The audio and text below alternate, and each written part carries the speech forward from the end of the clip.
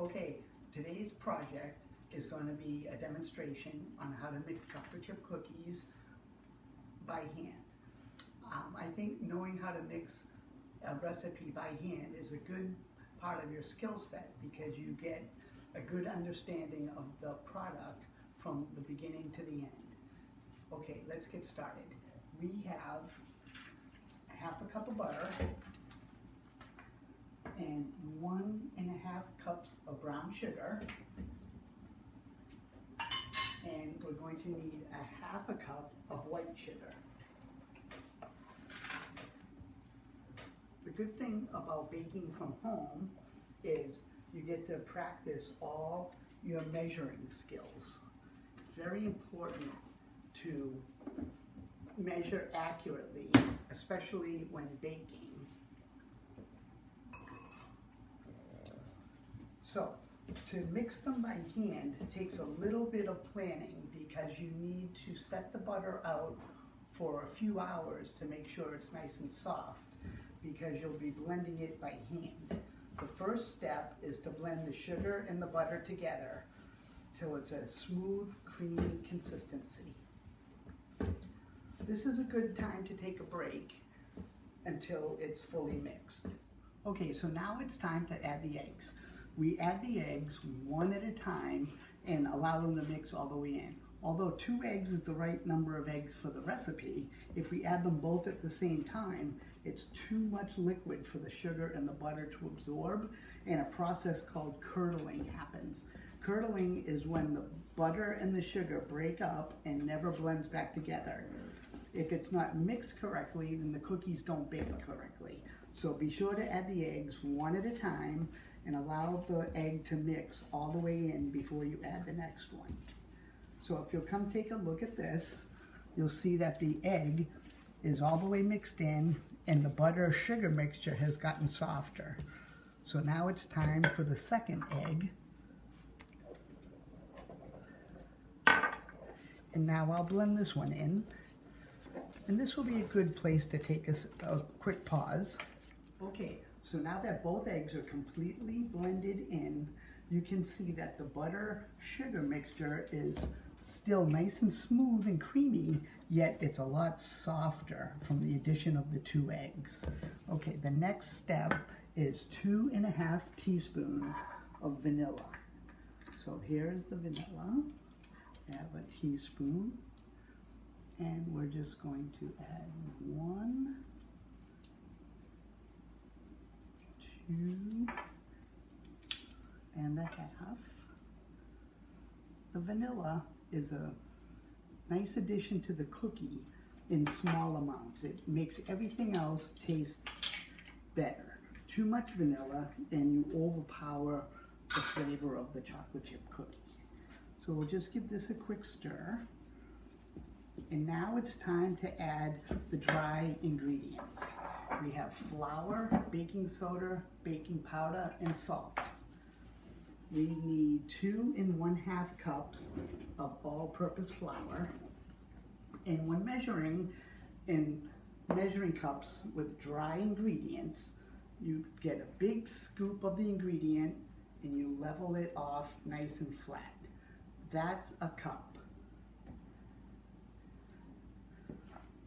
That's not a cup, and that's not a cup.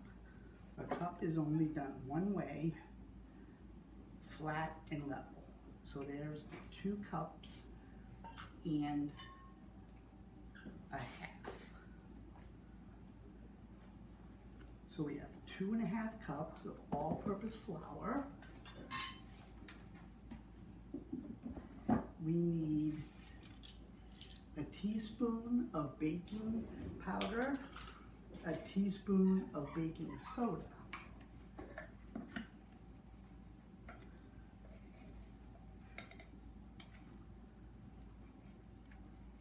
So there's a teaspoon of baking powder,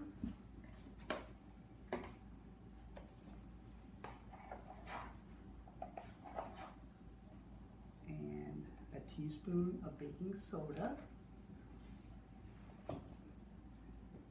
Salt is 3/4 of a teaspoon. That's why I like this little measuring spoon. It allows you to change the measuring, and 3/4 of a teaspoon of salt. So now we have the sugar, the butter, the eggs, the vanilla, and all the dry ingredients. Now we're ready to mix the cookie dough together. This is a good place to take a break. Hi, Stelly. Are you helping Dad bake? Say hi, Stell. Mixing away. Okay, so now all the dry ingredients are blended in, and this is what the cookie dough looks like once it's completely mixed. So the last step is 1 bag of chocolate chips. Just get poured right in, and then they get folded into the cookie dough. It only takes a couple of turns to get the chocolate chips to be fully incorporated into the dough. Once they're fully incorporated, the dough is done.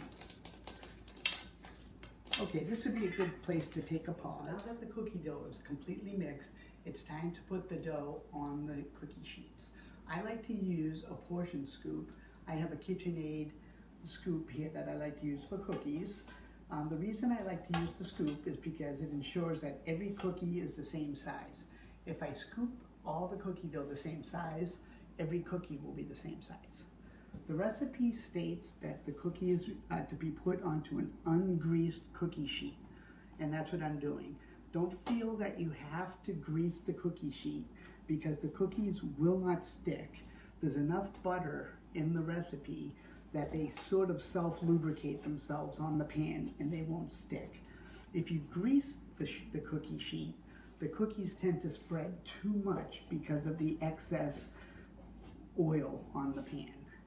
I like to put 8 cookies on a pan. That gives them plenty of room to spread without baking into each other. Once the cookies are on the tray,